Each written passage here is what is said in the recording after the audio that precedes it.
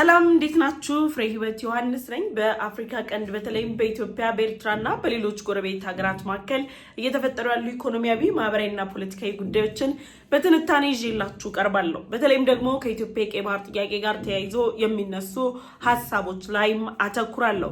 በዛሬ ቆይታችን ግን ከቀይ ባህሩ እንቅስቃሴያችን ጎን ለጎን አብሮ የሚታየውና በኢትዮጵያ የዘመን ታሪክ ላይ አዲስ ጠባሳን ለመጣል የሚንቀሳቀሰው የህወሓት ቡድን አዲስ ሰነድን አጥንቼ ጨርሻለሁ ወይም ደግሞ የትግራይ ክልል ህዝብንና ትግራይን ሊታደግልኝ የሚችል ሰነድን ይፋ የማደርግበት ጊዜ ተቃርቧል በማለት ጭምር መቀሌን ጨምሮ በትግራይ ክልል የተለያዩ ከተሞች ላይ እያደረጋቸው ያሉ ውይይቶችን በተመለከተ ሰፋ ያለ ቆይታ እናደርጋለን። ከዛ በተጨማሪ ደግሞ በአፍሪካ ቀንድ ላይ እየተጠናከረ የመጣው የተለያዩ ውጥረቶችን መነሻ በማድረግ እንደ አሜሪካ፣ እስራኤልና ቱርክ ያሉ ሀያላን ሀገራት በተለያየ ጎራ ላይ ተሰልፈው ከቀንዱ ላይ ከሚገኙ ሀገራት ጋር የሁለትዮሽ ግንኙነታቸውን አጠናክረዋል። በሰሞኑን የኢትዮጵያ ጦር እንግዲህ ተቆጣጥሮት ከነበረው አካባቢ ላይ ለቆ እንዲወጣ ከደቡብ ምዕራባዊ የሶማሌ አቅጣጫ ላይ እንግዲህ ውሳኔዎች ከታለፉ በኋላ የቱርክ ጦር እስከ ቀጣይ ዓመት ድረስ ጦሩን እንደማያስወጣ ገልጿል። አሁን ላይ ባለው የሶማሊያና የሶማሊላንድ ውጥረት ላይ ቱርክ ከኢትዮጵያ ጋር ያላት የሁለትዮሽ ግንኙነት ይታወቃል። ነገር ግን ደግሞ ከእስራኤልና ከአሜሪካ ጋር ፉክክር ውስጥ በመግባት ጭምር ቀጠናው ላይ መሪ ተዋናይ ለመሆን የተለያዩ ጥረቶችን እያደረገችም ትገኛለች። ስለዚህ የቱርክ ጦር ቀጠናውን ለቅቄ አልወጣም ማለቱን በተመለከተም ሶማሌ የሚዲያ ተቋማት ያወጡትን መረጃ ይዤላችሁ ቀርብ ያለው አብሬያችሁም ቆየው ነው። ፍሬ ህይወት ዮሐንስ ነኝ። ለዩቲዩብ ቻናል አዲስ ከሆናችሁ የደወል ምልክቷን ተጭናችሁ ቻናሌን ሰብስክራይብ በማድረግ ቤተሰብ እንድትሆኑ ጋብዛችኋለሁ። ቻናሌን ሰብስክራይብ አድርጋችሁ ቤተሰብ ከሆናችሁ ላይክ እና ሼር በማድረግ ለወዳጅ ዘመዶቻችሁ እንድታጋሩም ጠይቃችኋለሁ። አሁን ወደ መረጃው ተሻገርኩኝ። አብራችሁን ቆዩ። በሰሞኑን በአዲስ አበባ ከፍተኛ የሚባል የተቃውሞ ሰልፍ የተካሄደበት ህወሓት በአዲስ አበባ የትግራይ ተወላጆች እና እንዲሁም ደግሞ መላው ኢትዮጵያውያን ህወሓት በትግራይ ክልል እያደረገ ያለው ሁለተኛ ዙር ጦርነት ለመክፈት የሚደረጉ ዝግጅቶች፣ ወታደራዊ አፈና፣ ለጀነራል አልቡርሃን ሲቀርቡ የነበሩ ሽያጮችን መነሻ አድርጎ ከፍተኛ የሚባል ተቃውሞን አስተናግዷል። ታዲያ የህወሓት የፊት አመራሮች ያንን የተቃውሞ ሰልፍን በመቃወም ህወሓት ላይ የተሰማው ተቃውሞ የትግራይ ተወላጆች ያሰሙት ሳይሆን ሌሎች መንግስት በፕሮፓጋንዳ ያሰመጣቸው ወይም ደግሞ ፕሮፓጋንዳ የሰራባቸው ሌሎች አካላት ናቸው። ህወሓት አሁንም አዲስ አበባ 4 ኪሎ የሚገኘው ህዝብን ጨምሮ መላው ኢትዮጵያዊ ናፍቆናል ወይም ደግሞ ስርዓቱን እየናፈቁ ነው የሚል መረጃን እያሰራጨ ይገኛል። በተለያዩ የሚዲያ ፕሮፓጋንዳዎች የህወሓትን አስከፊነት፣ የህወሓትን ጨለምተኝነት፣ የህወሓትን አደገኝነት ለመደበቅ ጥረት እያደረጉ የሚገኙ የህወሓት ባለስልጣናት አሁን ላይ ይህንን ነገር ሊደብቁበት የማይችሉ ሴናሪዮ በትግራይ ክልል ተፈጥሯል። በትግራይ ክልል ቅዳሜ ሐምሌ 11 ከተካሄደው ሰልፍ ማግስት ዶክተር ደብረጽዮን ገብረሚካኤል እንግዲህ ሱዳን ላይ ቆይታ አድርገው ከጀነራል አልቡርሃን ጦረኞች ጋር ሲመክሩ የቆዩት ከአርሚ ሰባ ጋር ጥልቅ ግንኙነት ሲያደርጉ የነበሩት ፈትለወርቅ ገብረ እግዚአብሔር ሞንጆሪኖን ጨምሮ ሌሎች ከፍተኛ የህወሓት ባለስልጣናት በመቀለ ከተማና በሌሎች የትግራይ ክልል መዳረሻዎች ላይ ህዝባዊ ውይይቶችን አድርገዋል። ይሄ ህዝባዊ ውይይት አንድምታው ምንድነው? ህወሓት ለምንድነው ይህንን ህዝባዊ ውይይት እያደረገ የሚገኘው የሚለው የብዙዎች ጥያቄ ቢሆንም ሞንጆሪኖ በተገኙበት መድረክ ላይ ግን የትግራይ ክልልንና የትግራይ ህዝብን የምንታደግበት ሰነድ አጥንተን ጨርሰናል፣ ሰነዱ ተዘጋጅቷል፣ በቅርብ ጊዜያት ይፋ ይሆናል ተብሏል። ስለዚህ አሁንም ህወሓት እያሰበ ያለው በትግራይ ክልል ላይ ያለውን ህዝብ ለመታደግ፣ ትግራይን ለመታደግ፣ ሰላማን ለማስጠበቅ፣ ዲሞክራሲን ለማስጠበቅ ዋነኛ መፍትሄ ሁነኛ አካል የሆነው ህወሓት ነው የሚል እምነት አለው። ስለዚህ ያወጡት ጥናት የተወጣው ጥናት ምን ነው የሚያካትተው? ሚስጥራዊ ነው የሚሉት የጥናታቸው ምን ማዕቀፍ ላይ ያተኮረ ነው የሚለው ዋነኛው ነጥብ ነው ማለት ነው። ሱዳንና አስመራ ቆይታ አድርገው የመጡት ሞንጆሪኖ እና ደብረጽዮን ከዛ ቆይታቸው ሲመለሱ የተመለሱት የህወሓትን ተልዕኮ ለማስፈጸም ብቻ አይደለም። አስመራ ድረስ ሄደው ውይይት ሲያደርጉ፣ የአስመራ ባለስልጣናት ወደ ካይሮ ሲሄዱ፣ ከግብጽ እንዲሁም ደግሞ የሱዳኑ መሪ የሆኑት ጀነራል አልቡርሃን ኤርትራ ሲሄዱ በሶስትዮሽ ትራያንግል ውስጥ ኢትዮጵያ የምትባል ሀገርን የማፍረስ አጀንዳ አለ። ኢትዮጵያ የምትባል ሀገርን ከማፍረስ ባለፈ ደግሞ የኢትዮጵያን ስትራቴጂካዊ የሆነ መሰረታዊ ጥያቄዋን የህልውና ጉዳይ ነው ያለችውን ቀይ ባህር ላይ የምታደርገውን ጉዞ ማሰናከልና በሌሎች ውስጣዊ አጀንዳዎች ኢትዮጵያን በመጥመድ ከነ ኤርትራ ጋር ተመሳሳይ የሆኑ ሁኔታዎች ውስጥ እንድገባ የሚፈልግ ኃይል አለ። ስለዚህ ህወሓት አሁን ላይ ሰነዴን አጥንቼ ጨርሻለሁ ካለ ዶክተር ደብረጽዮንም ሆኑ ሞንጆሪኖ ሱዳንና አስመራ ላይ የተደረጉ ቆይታዎች ህዋት አጥንቻለሁ ለሚለው ሰነድ ማረጋገጫ ናቸው።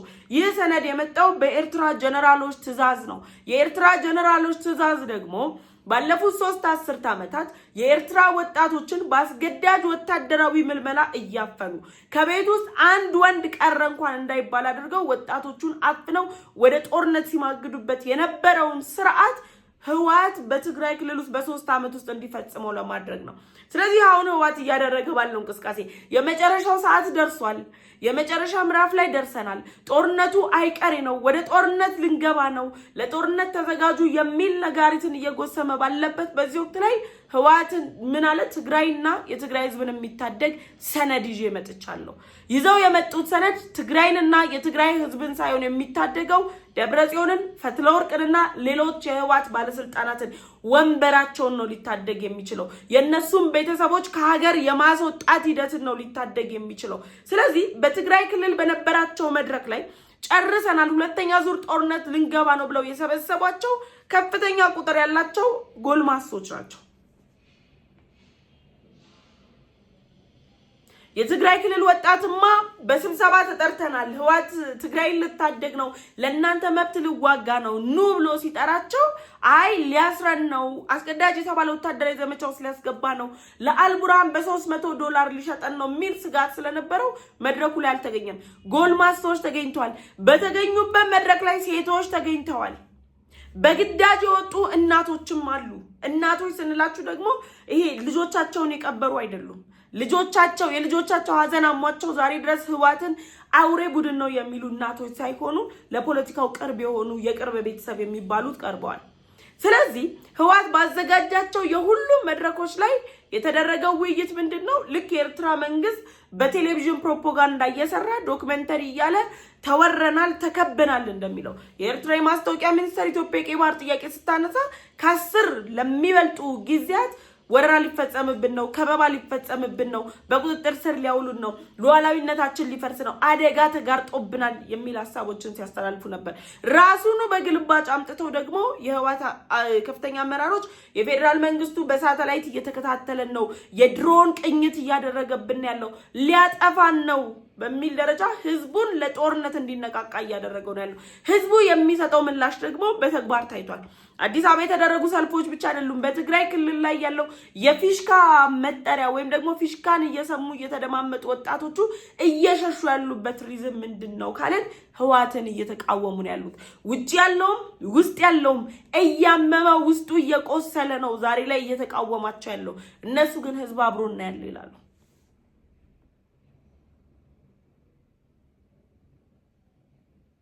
ስለዚህ እነሱ አጠናቀነዋል በሚሉ ሰነድ ትግራይን የሚታደጉበት መንገድ ብቸኛ መንገዳቸው ጦርነት ነው። ለዚህ ጦርነት ደግሞ በሌሎች የኢትዮጵያ ክልሎች የሚገኙ ከነሱ ጋር ተመሳሳይ አጀንዳ ያላቸው የሚመስሉ ግን አጀንዳቸው የሚለያይና ሀገር የማፍረስ እቅድ ያላቸው አካላትን ግን እያስተባበሩ ነው ያሉት። አጀንዳቸው ይለያያል ግን ሀገር ማፍረስ የምትለው እቅድ ላይ መግባባት ላይ ናቸው። ሀገር አፍርሰው እነሱ ለመኖር ይፈልጋሉ። ለነ ኤርትራ፣ ለነ ሱዳን፣ ለነ ግብጽ ከፍ ዝቅ እያሉ እየተገዙ መኖር የሚፈልጉ ኃይሎችን አስተባብሮ ህዋት ሀገር አፈርሳለሁ ሲል የተለያዩ ሚኒስትሪ ሚዲያዎች አላወጡትም እንጂ እኮ በአማራ ክልልና በትግራይ ክልል አካባቢዎች ላይ አንዳንድ አካባቢዎች ላይ ህዋት አጋሬ ነው ያለው ያዋጣኛል ያለው ፋኖ ተታኩሰዋል እኮ እየተታኮሱ ነው ያሉት። ሲታኮሱም አድረዋል። ቅርብ ጊዜ እኮ ምንድነው እየተፈጠረ ያለው? ትላንትና አብረን ነው የምንሰራው እጅና ጓንት ነን ብለው እና አንዳርጋቸው ጽጌ ሱዳን ላይ እኮ የጋራ ስምምነት ላይ ደርሰናል ብለውን ነበረ። የጋራ ስምምነት ላይ ደርሰዋል ብለን እኛ ደግሞ ስናምናቸው እነዚህ ጥምዶ ብለው ነው የጋራ ዓላማ ይዘው ነው ምናምን ስንላቸው መጡና ዶክተር ደብረጽዮን ምን አሉ? የድንበር ጉዳይ የመሬታችን ጉዳይ መሬታችንን የምናስመልስበት ጉዳይ ነው አሉ። ሌባ ሲካፈል ነው የሚጣላው፣ ሲሰርቅ አይጣላም። አጀንዳው ፈጥረው አገር ለማፍረስ ሲሰሩ ተስማምተው ነው ሲሰሩ የነበሩት። አገር ካፈረሱ በኋላ ግን እንዴት ሆኖ እንደሚመሩ ያላሰቡ ሰዎች ገና አፍርሰው ሳይጨርሱ ማፍረስ መጨረስ አይደለም ማፍረስ ሳይጀምሩ ራሳቸው እርስ በርስ መፈራረስ ጀምረዋል። የትኛው መሬት ነው የሚያስመልሱት? የትኛው መሬት ነው የተወሰደባቸው? ስለዚህ አሁን ባለው ሁኔታ ያጠኑት ሰነድ ከየት ነው የመጣው? ሚስጥራዊውን ሰነድ ማን ያጠናው ጥያቄ ነው። ይሄ ሚስጥራዊ ሰነድ በቅርብ ቀናት ለህዝብ ይፋ ይሆናል ሲባል የህወሓት የፊት ጀነራሎች ተመካክረውበት ጨርሰዋል። የኤርትራ ጀነራሎች አጽድቀውታል። ምክንያቱም ከዚህ ቀደም ሌሎች ውስጥ ታዋቂ መረጃ ምንጮች እንደሚገልጹት ለአካባቢው ቅርበት ያላቸው አካላት እንደሚገልጹት የኤርትራ ጀነራሎች በቀጥታ ነው ለህወሓት ትዕዛዝ የሚሰጡት። ህወሓት ከኤርትራ ጀነራሎች ትዕዛዝ ውጪ አይወጣም። በጥብጥ ሲባል ይበጠብጣል። አሁን ባለው ሁኔታ ግን ያከማቹት የጦር መሳሪያ አሰብ ላይ ሌሎች ምጽዋ ላይ ከሱዳን ያከማቹት ያለው የጦር መሳሪያ እንኳን ወደ ኢትዮጵያ አሻግረው ለህወሓት እንዳያስታጥቁት ድንበሩን የሚያልፉት አልሆነባቸውም። ለዚህ ነው ኢሳያስ አፈወርቂ አሁን ላይ እንግዲህ በመንግስት ባለስልጣኖቻቸው በኩል ካይሮ መክረዋል። ደብረጽዮን ሳምንት 15 ቀን አስቀምጠው ምክክር ሲያደርጉ ነበር። አሁን ደግሞ የቀይ ባህር ቀጠናን አስጠብቃለሁ ብለው ከሳውዲ መንግስት ጋር ውይይት ለማድረግ እንደዚህ ድርድሮች ላይ ናቸው። መቼ ሄጄ ነው ሳውዲ ሄጄ የሚወያየው? ከሳውዲና ከግብጽ ከሱዳን ያለፈ ከሶስት ሀገር ያለፈ ተሞክሮ የሌላቸው ፕሬዚዳንት ዓለምን በዲፕሎማሲ ካንበረከከች ኢትዮጵያ ጋር ግጭት ውስጥ ለመግባት የሚጠሩት ከነዚህ ሶስት ሀገራት ውጪ እኔ ሲሄዱ አይቻቸው አላውቅም። እውነት ለመናገር ከነዚህ ሶስት ሀገራት እንደው ሄዱ ቢባል ጥቂት 3 4 5 ሀገራት ሊሄዱ ይችላሉ። መሪ የማይረግጣት ሀገር ላይ ቁጭ ብለው ሀገር ስለማፍረስ የሚያስቡ ሰው ናቸው። ከነሱ ብቻ አይደለም አሰብን አሳልፈው የሰጡ የባህር በራችንን አሳልፈው ሰጥተው ሀገር የካዱ ሀገር የሸጡ ትላንት ባህር በር የሸጡ ዛሬ ደግሞ ባህር በር አስመልሳለሁ ሲል ህዝብ እንዳይቀጥል ወጣቱን እየወሰዱ እየሸጡ ያሉ የህወሓት ስብስቦችም የዚሁ ጣቀማሾች ናቸው። አንድ አይነቶች ናቸው። አባትና ልጅ መሰል ከአንድ ወንዝ የተቀዱ ናቸው። ሌላው ቢቀር ህወሓት በዚህ ስብሰባ በተጠመደበት ወቅት ላይ የኢትዮጵያ መንግስት ባሳለፈው ሳምንት ለ119 ለሚጠጉ የዓለም ሀገራት ነፃ ቪዛ ወይም ደግሞ የኢ-ቪዛ አገልግሎትን ክፍት አድርጓል። ክፍት ሲያደርግ ኤርትራ አልተካተተችም። በዚህ ሲስተም ውስጥ ግብጽ አልተካተተችም። እነዚህ ባሉበት በዚህ ሁኔታ ላይ የኤርትራ መንግስት ለኢትዮጵያ የኢ-ቪዛ አገልግሎት ፈጣን ምላሽ ሰጠው ብሎ ያደረገው አንድ አስገራሚ ነገር ነው። ዓለም ላይ የሚገኙ ሀገራት መካከል 119 ሀገራትን ሰሜን ኮሪያን ጨምራ ኢትዮጵያ ኢ-ቪዛ ስትሰጥ በቪዛ ፖሊሲው ብሎ ኤርትራ ኢትዮጵያና ግብጽ ያልተካተቱበት ኢትዮጵያን ሊያካትቱ አይችሉም። ኢትስ ኤክስፔክትድ። ግብጽ ግን በዲፕሎማሲ ተጣምር ያለው ወዳጅ ነኝ ስትል የግብጽ ዜጎች እንኳን ያለምንም ቪዛ አገራቸው ላይ ሆነው ኤርትራ በኩል ፕሮሰስ ሳያደርጉ ኤርትራ ውስጥ መግባት እንደማይችሉ ወስኗል። ከኡጋንዳና ከኬንያ ውጪ የትኛውም ሀገር ያለ ቪዛ ፕሮሰስ ኤርትራ ውስጥ እግሩ አይረግጥም። የትኛውም ዜጋ ወደ ድንበር አይጠጋም፣ ወደ ኤርትራ ድንበር ብለዋል። ይሄን እያደረጉ ያሉት ኢትዮጵያንን ውሳኔ ስለወሰነች ነው። እነሱ ያን የወሰኑት ሀገራቸው ሰላም ስለሌለው የግጭት ቀጠና ስለሆነ ከህወሓት ጋር እያደረጉት ያለው ሽርጉድ ይበልጥ እየተባባሰ ስለሄደ ነው። ስለዚህ ይሄን ውሳኔ ያሳልፈዋል። እሱ ብዙም ማተር የሚያደርግ ነገር አይደለም። ግን ለህወሓት ባለስልጣናት በ50,000 አሜሪካን ዶላር ሲያዘጋጁት የነበረው የጉዞ ሰነድ አሁን ላይ ጦርነት የሚጀመር ከሆነ ቤተሰቦቻቸውን የሚያሸሹበት ነው። ጎበዝ እኛ እየጮህን ያለ ነው። የትግራይ ወጣት እየጮህ ያለው መድረሻ ስለሌለው ነው። ነፃ መውጣት ስለሚናፍቅ ነው እንጂ እንደነሱ ሐሳብ እንደነሱ ፍላጎት ልጆቻቸውን ሌሎች ሀገራት ላይ ልከው እንቦርቃለን ሲሉ አሜሪካ ቪዛን ከለከለቻቸው። ስለዚህ ያንን ለማምለጥ ጥረቶች እያደረጉ ነው ያሉት። የመቀሌው የትግራይ ክልሉ ስብሰባ በጥቅሉ ጦርነት ነጋሪቱ ተጎስሟል። የጦርነቱን ፊሽካ ነፍተውታል ዶክተር ደብረጽዮን። ለዚህ ደግሞ ኤርትራ ዋነኛው ሚና ተጫውታለች። ከኤርትራ በላይ ደግሞ ግብጽ ዋና አዛዥ ነች። ጠቅላይ ሚኒስትሩ መጥረቢያ ብለው ገልጸዋቸዋል። ስለዚህ በትግራይ ክልል ካለው መድረክ በስተጀርባ የሚሸት የጦርነት ድባብ አለ። ሚስጥራዊ ያሉት ሰነዳቸው ደግሞ ወታደራዊ ምልመላውን የሚደግፍ አስገዳጅ የሆነ ትግራይ ክልልን አደጋ ውስጥ የሚጥል የእናቶችን እንባ እንዳያቆም የሚያደርግ ነው እንጂ ትግራይና የትግራይ ህዝብን የሚታደግ አይደለም። በዚህ ጉዳይ ላይ ሀሳብ አስተያየታችሁን ኮሜንት ሴክሽን ላይ ያሳውቁኝ። ወደ ሁለተኛው አጀንዳም ተሻገርኩኝ። ሁለተኛው አጀንዳችን የሚሆነው በአፍሪካ ቀንድ ላይ እና አሜሪካ እስራኤልና ቱርክ የውጥረት የማይመስል ነገር ግን ደግሞ ከፍተኛ የተባለ ፉክክር ውስጥ ገብቷል። ከሶማሊያ በሰሞኑም በደቡብ ምዕራብ አካባቢ ላይ የሚንቀሳቀሰው የኢትዮጵያ ጦሩን እንዲያስወጣ የአካባቢው ገዢ ውሳኔ ያሳልፋል። ከዚህ ቀደም አገሪቱን አካባቢውን ሲገዙ የነበሩት አስተዳደር ከኢትዮጵያ ጋር ያላቸው ግንኙነት ይታወቃል። ለኢትዮጵያ ጦር ያላቸው ድጋፍ ይታወቃል። ስለዚህ አሁን በቦታው ላይ የተሾመው አስተዳደር የኢትዮጵያ ጦር አካባቢውን ለቆ እንዲወጣ ውሳኔ ያሳልፋል። የኢትዮጵያ ጦር አካባቢውን ለቆ ሲወጣ በቦታው በምትኩ የግብጽ ጦርን ለመተካት ጥረቶች እየተደረጉ ነው ያሉት። ስለዚህ የግብጽ ጦርና የኢትዮጵያ ጦር መካከል ያለው ፉክክር ተጠናክሮ የአፍሪካ ሰላም ማስከበር ውስጥ በብቃቱ አልሸባብን ተከላክሎ ሶማሊያን ጸጥ ለጥ አድርጎ የመራውን የኢትዮጵያን ጦር ለቀውጣ ያለው የሶማሌ መሪ አሁን ላይ ደግሞ ከነ ግብጽና ከነ ኤርትራ ጋር ካይሮ ላይ አሸሼ ገዳሜ ሲሉና የቀይ ባህር ስምምነትን ሲፈርሙ ቆይተው አጋራቸው ያደረጓት የቱርክ ዓላማ ምን እንደሆነ ይታወቃል። ሶማሊያን ደህንነት ማስጠበቅ ሳይሆን በአፍሪካ ቀንድ ላይ ያላትን ሚና ማሳደግ፣ ዜን ደግሞ ስትራቴጂካዊ የሆኑ ቦታዎችን መቆጣጠር፣ ከዛ ባለፈ በእነ እስራኤልና በእነ አሜሪካ በተቃራኒ ቆማ ሀገራትን ማስተባበር ነው። ከኢትዮጵያ ጋር ያላት ሰላማዊ የሆነ ልትዮሽ ግንኙነት ይታወቃል። በተለይ ደግሞ ጣይብ ኤርዶጋን ለጠቅላይ ሚኒስትር ዶክተር አብይ አህመድ ያላቸው ክብር ይታወቃል። እነዚህ ባሉበት ሁኔታ ላይ ቱርክ የጦር ኃይሏ በሶማሌ የነበረው ቆይታ ተጠናቋል። ልክ ሲጠናቀቅ ግን አራዝማለች። ያን ያራዘመችው የሶማሌ መንግስት በሰጠው ፍቃድ ነው። ሶማሊያ አሁን ባለው ሁኔታ ከግብጽና ከኤርትራ ጋር አብራ የአፍሪካ ቀንድን አተራምሳለሁ የምትል ከሆነ የአሜሪካና የእስራኤል ጦር አይምራትም። የራስ ገዟ ሶማሊላንድን የሉዓላዊ ሀገርነት እውቅናን ለማደናቀፍ በምታረገው ጥረት ላይ እንደ ቱርክ ያሉ ሀያላን ሀገራት ከጎኗ ያስፈልጓታል። አለበለዛማ እነ አሜሪካ፣ እነ እስራኤል፣ ህንድ፣ ግሪስ፣ የተባበሩት አረብ ኤሚሬትን ጨምሮ ሌሎች ሀገራት ለራስ ገዟ ሶማሊላንድ የሚሰጡት የሉዓላዊ ሀገርነት እውቅና ሶማሊያን እንዲያከትምላት ያደርጋታል። አይደለም ለሶማሊላንድ የሉዓላዊ ሀገርነት እውቅና ተሰጥቶ ይቅርና አሁን ባለው ሁኔታ አሁን ባለው አካሄድ ከነ ኤርትራና ከነ ግብጽ ጋር ማጨብጨባን ቀጥላ ኢትዮጵያን ጦር ከሶማሌ የምታስወጣ ከሆነ ህልውናው አደጋ ውስጥ ይገባል። አልሸባብ እንደልቡ ነው የሚቦርቅባት።